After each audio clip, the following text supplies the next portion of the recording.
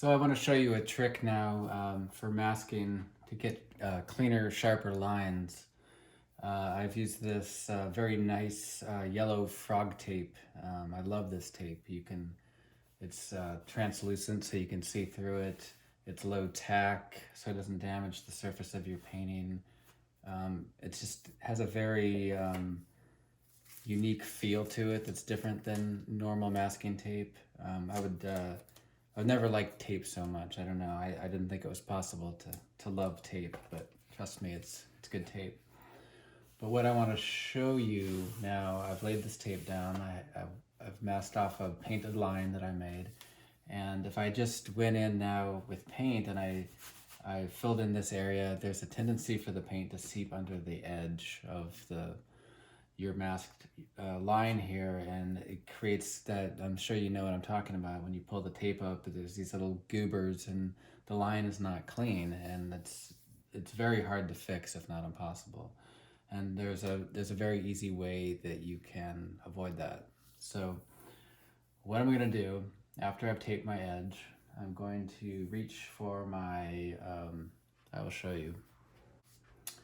Golden makes this product called GAC 100.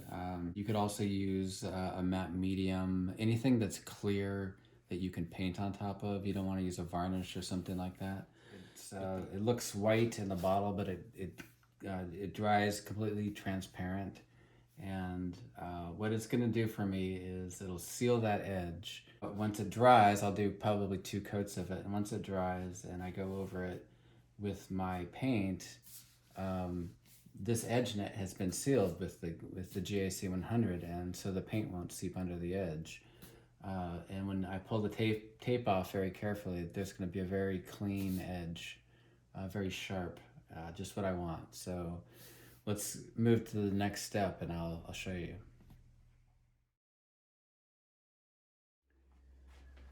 Okay, so I've applied 2 coats of the GAC 100 right along this edge, and one of the first things you'll notice probably is that it dries.